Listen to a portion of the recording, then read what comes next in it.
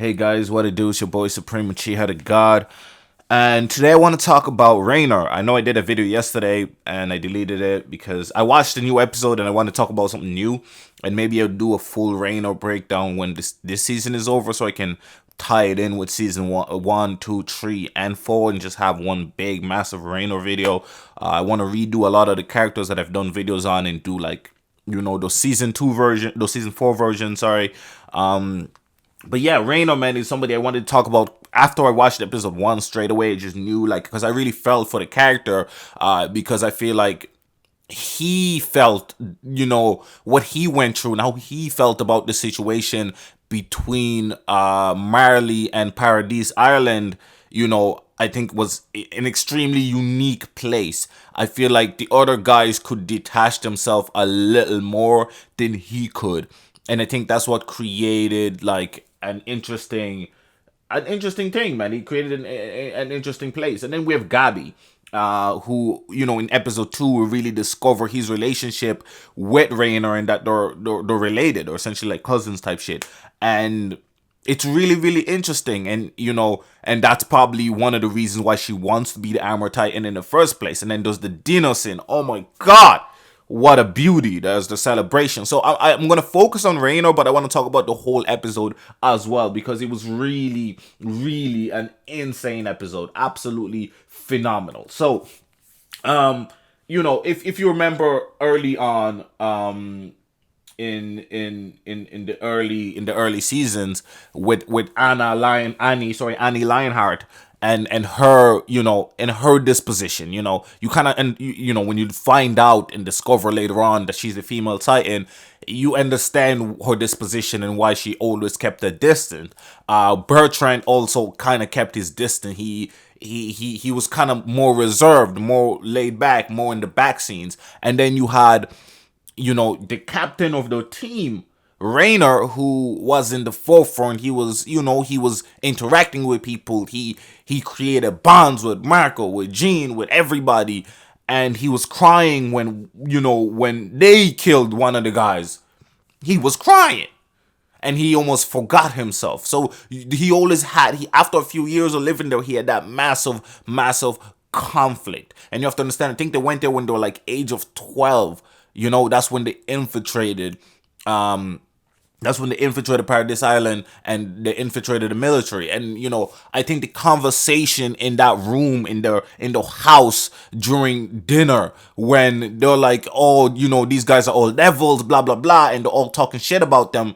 Because again, we've seen from goddamn Ting's dad, Jesus. What's our boy's name? I'm sorry. This is like, I literally got out of bed and I had to do this video. So, I'm sorry if I'm having slight brain farts.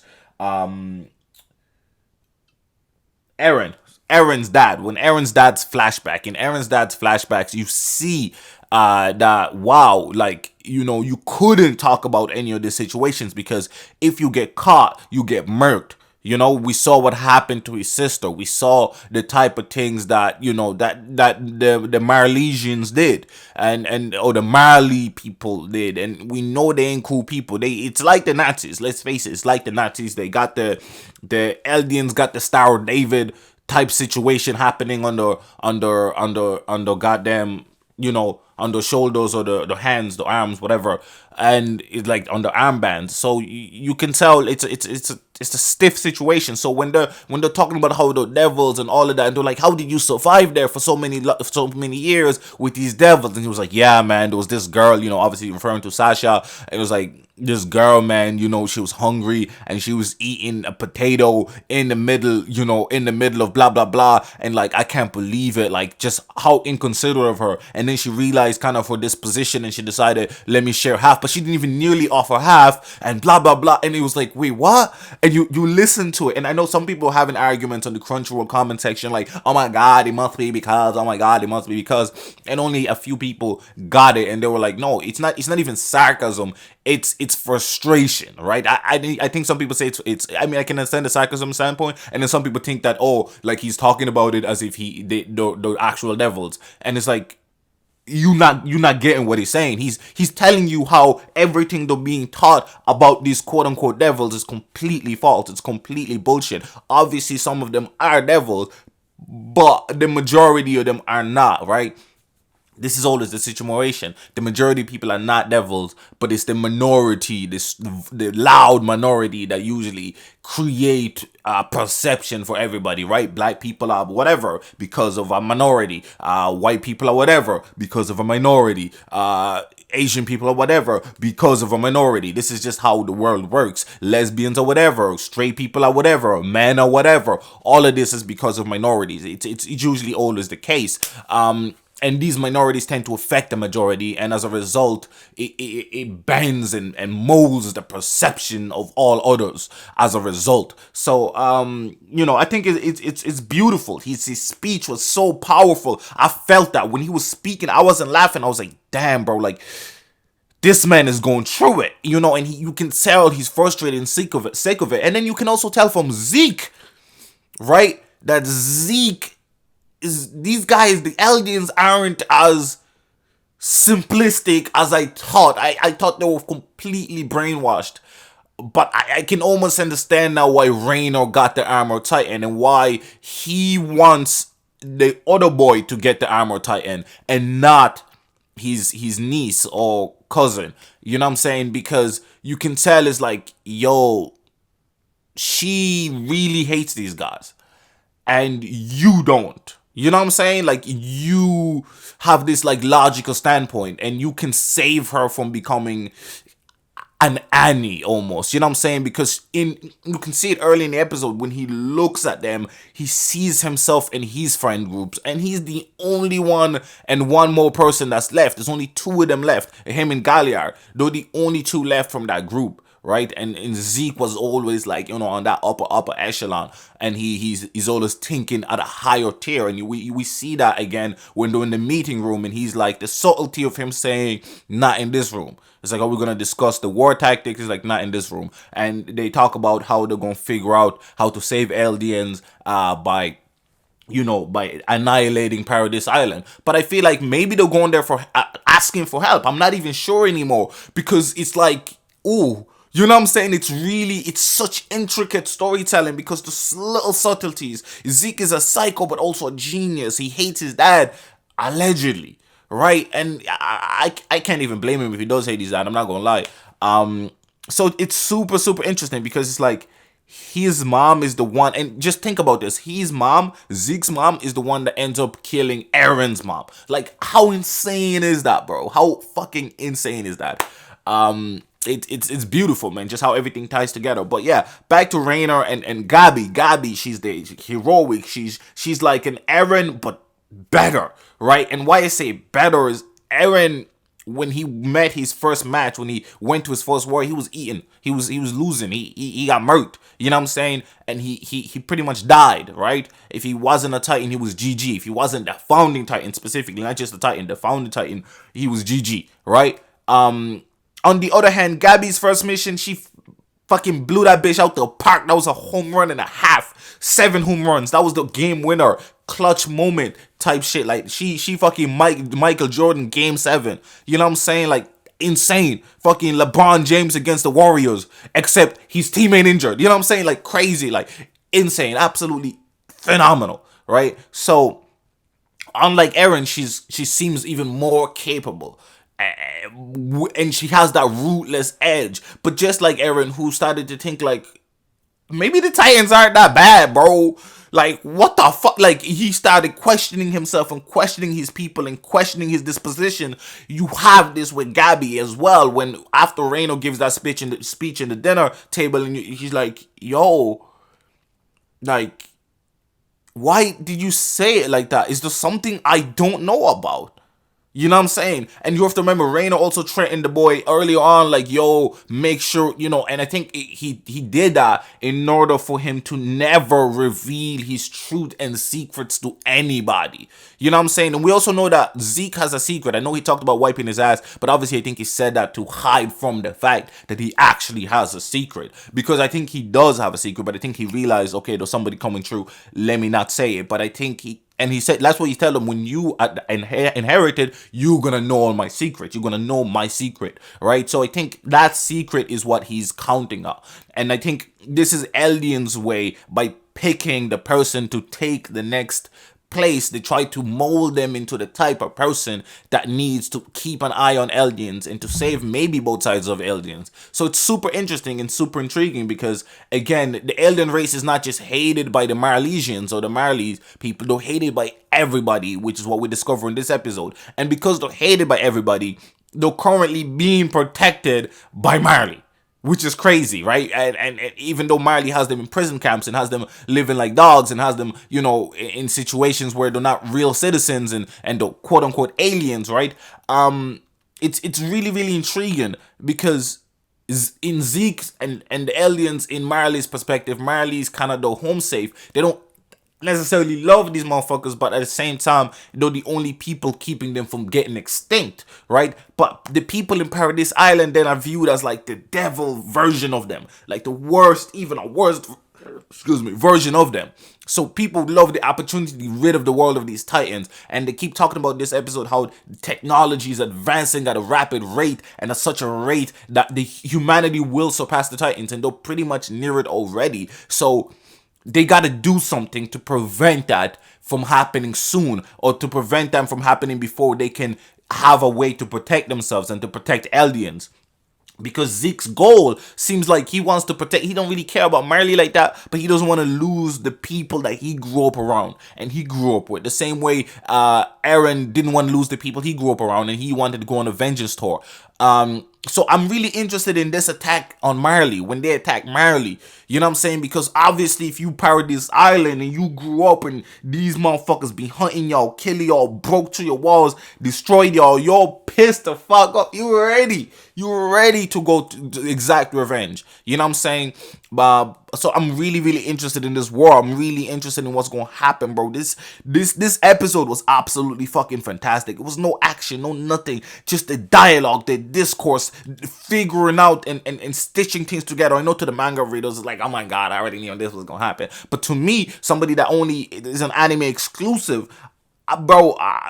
And I've read the OVA of Levi. I did read that as a manga, but I didn't want to read the manga for this because I wanted to watch it. I'm definitely going to go back and read it at some point, all of it. But I want to watch it. I want to judge it based off of just its own merit and rate it accordingly, because currently I think it's the greatest anime of all time series. For me I think it's the greatest anime series of all time. I really think it's like what Game of Thrones could have and should have been, except it didn't flopping. Season 4 thus far has been absolutely insane. I think thus far the first 2 episodes, especially if you combine them, episode 2 was a 10 out of 10. I know episode 1 I gave it a 9 out of 10 because there was no main characters, and I felt a little nostalgic. I wanted to feel a bit of nostalgia, and I did with Zeke and Reiner a little bit, but it wasn't, you know what I'm saying? But this episode, I mean, there was no flaws in this episode, bro. The pacing, everything that occurred, the celebrations in the train, and how the Marlesian leader even let them celebrate, and he, you know what I'm saying? He allowed them, the general, he allowed them to celebrate. He said, not tonight, leave them at least one night. So this showcases they never allowed them to celebrate. And then Gabi on top of the guy's shoulder, just being like, yeah, me. Beautiful. It was hilarious and beautiful. The fact that they can even have comedy involved in this war is just beautiful writing, man. I'm super impressed. But it's Reiners' conflict that really took the cake for me. The fact that he still has nightmares about, him being defeated by Mikasa, and Mikasa just pulverizing him, and the fact that Zeke warns them like, yo, there is this one motherfucker, and Zeke is not even talking about Mikasa. Mikasa a beast too, but she's that's the strongest woman on earth. But Zeke was talking about the strongest man on earth in Levi. You know what I'm saying? So we know, and Heavenly Controller, shout out to him. I watched his episode 1 reaction. He was talking about how Zeke destroyed a whole navy. So that means Levi is stronger than a navy, because Levi took care of Zeke like it was nothing. You know what I'm saying? But obviously I think Levi did that only because of the, he not just took care of Zeke, he took care of every Titan there and Zeke. He mauled everybody down. But he needed you know, the setting to be correct. In a city, Levi is decimating any Titan. In a place where he can use his gear, he's decimating any Titan. No challenge, really. In a place where it's wide open, is GG for him for the most part. But if he gets close enough, that's if he's closer, if he's in close range, is GG regardless. If he's a distance with Zeke throwing those rocks, it's extremely difficult for him to survive that. So that's the beauty of it, man. It's the nuances, the fact that these characters have weaknesses and flaws, and even, you know, Levi, who's the god standard, you know, and it's great because Levi isn't our protagonist. He's not even our second protagonist, right? And I love that when, like, our main protagonist is the narrative driver, but not necessarily the strongest or technically the most important character, which I like. I really like that. When stories can do that and create that nuance. But Reiners' conflict here is simple, man. He doesn't want to fight this war. You heard it in episode 1. He's sick of the wall. He's sick of this shit. But the only way to keep his family alive is by you know, continuously being involved in this. So I really want to know what Zeke's plan is. I want to know, you know, if Reiner confided in Zeke, right? But because we know Zeke seems to be thinking at a higher level, and it's hard to understand. Kind of like we couldn't understand Eren's dad for a while. We didn't fully understand what was going on with that situation until we got his flashback, we got his memories, we got to see a lot of these situations and things, and then we're like, oh shit, it makes sense. And then if you think back at Eren's dream early on, like what happened in that dream and all of that situation, absolutely beautiful, man. Absolutely beautiful. But anyway, man, it's been your boy Supreme Chia, the God. What did you guys think of episode 2? For me, it was a 10 out of 10. I'm not gonna lie. Everybody just rating every episode 5 stars because we know, man. Attack on Titan is the most clutch anime of all time, bro. Bro, come on, stop playing with me. Stop playing with me, bro. Stop playing with me. Attack on Titan goated. And I want to be one of those guys. Oh my God, I'm just hyped. I've been making Attack on Titan videos for a minute now, and I've been telling you it's lit because I watched season 1. That 4-year gap, 5-year gap, man, took me out of this shit, bro. I'm not gonna lie. It was so long, I forgot how good the shit was. Right? It was so long, I forgot how good the shit was. I started watching other things. I started thinking other things are the best thing in the world, etc. And then I didn't really want to watch season 2 because I was like, I don't know, I don't want to wait like a few years for season 3. And I was one of those people that was like, Attack on Titan might be overrated, man. I ain't gonna lie. But you have to remember, when I first watched Attack on Titan, I was like 16, 17, just going into my first year of college. You know what I'm saying? Since then, I've been finished college for like 5 years. You know what I'm saying? I've been finished college for 5 years since then. So I was 16 going to 17, going into college. So you gotta understand that. You know what I'm saying? So that's kind of like where my stance on it came to. So by the time I actually, went back and watched it, which was mainly this year, bro, that's like 9 years ago. You know what I'm saying? 9 years ago was the last time I watched it. I rewatched the whole thing. And mainly because I saw a video like this that broke down something in the manga that spoiled a little bit of season 3 for me. And maybe a little bit of season 4, but I'm not too sure anymore because it was a while ago. But I remember thinking, damn, this is so interesting, bro. Why am I not watching this bitch, bro? What's it? All is this interesting? Then I went back and watched season 1. I was like, man, you know what I'm saying? But anyway, I'm just waffling now. It's been your boy Supreme the God. I hope you liked the video, man. Reiners' conflict is probably what I'm gonna call it. I'm not too sure. I don't know if I talked about his conflict enough, but I thought he was brilliant this episode. I thought he was the star of the show. Gabi is phenomenal. The whole show is phenomenal, man. It's been your boy Supreme the God. Make sure you leave a like, comment, and subscribe if you with it. I'm out. I got friends now. You ain't know, but I got friends now. I'm ballin' out with my friends now. You ain't know what I got friends now.